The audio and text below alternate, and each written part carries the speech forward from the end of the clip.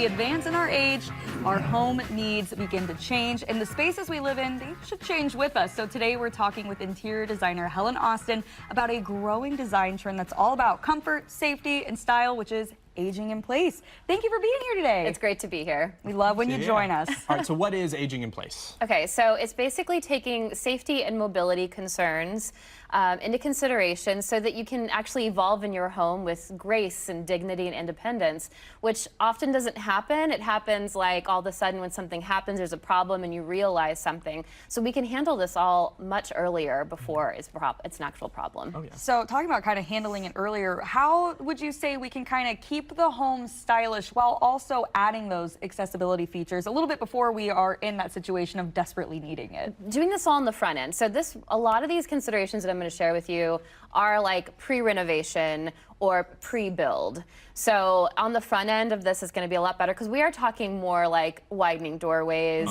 making sure floors are even. These are things that are not just like, you can change some rugs. There's some minor things and I'll share with you, but a lot of it will look like a home, like it won't look any different. There'll be these subtle differences that actually no average person would be able to point out. Other than grab bars might be the only thing, but trust me, they're pretty now. They are. Like, believe it or not, they're really pretty now. They've leveled up. We have so many options and things that might be visible like a grab bar that are actually attractive. Sure. Well, so speaking of that, like what are some of the biggest design challenges that you would face if you are trying to make your home more accessible? Mobility. So it's like tight doorways, tight stairwells. Uneven flooring is a really big one, especially when you see a lot of homes that people have DIY'd. And of course, there are bad contractors that will do these things too, where they don't realize that when you add a flooring out on top, all of a sudden the floors are not level with each other and you have a trip hazard. So it's a lot of these mobility considerations that we actually just want to prevent. And we do that by planning things on the front end, by hiring someone like myself or another designer or a contractor that specializes in it that can guide you to be like, yeah, you don't want that, because if you stay here, and a lot of people be like, I'm only here 5 years, and then they're there like 20 years, and then there you are, and things happen, you know? So it's worth it. No, it's absolutely worth it to think ahead, and like you said, hiring someone who kind of thinks about that on the front end for you, because even just like the trip hazards and things like that, you might not think about it. Now, something else we want to talk about is the bathroom, because that is a place where it doesn't even matter what your age is. You will probably experience a slip and a fall. So what changes? Because listen, I've done it. Definitely. I'm 29 and I've fallen in my bathroom. It happens. But what are some changes that you would recommend in that space? Okay, let's just talk a big one. All right, this is one of my this is the hill I will die on. I love There's many hills actually, but one are grab bars. Okay, so I mentioned those before. Anytime there's a shower being renovated or updated, I always tell my clients to add grab bars.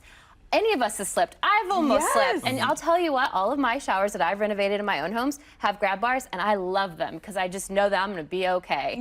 So the thing, you have to do this on the front end, they have to have the structural support behind the wall.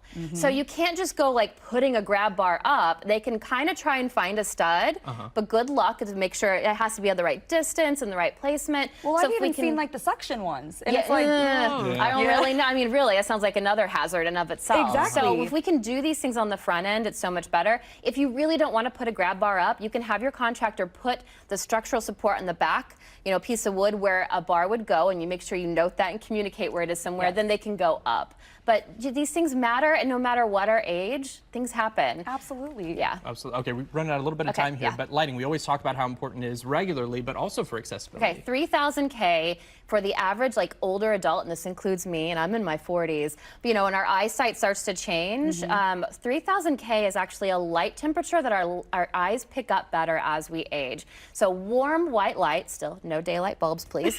Warm white light, 3,000 K, so you just watch that temperature on those bulbs, and it actually will help illuminate your spaces in a way that your eyes are going to see better. Dimmers are great too, so you can control that when you do want it lighter.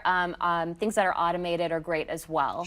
So lighting matters too. Those are such great tips, and they're again things that you can kind of do on the front end here. Helen, if people want to reach out to you, they want to follow along with all the great tips that you're always offering, what's the best way to do that? My website's HelenAusten.com. Social media is at Helen & Co Interiors. All right, and Helen Austen with an E-N. Thank you. Austen with an E-N. Don't forget that. Thank you for being here. Thank you.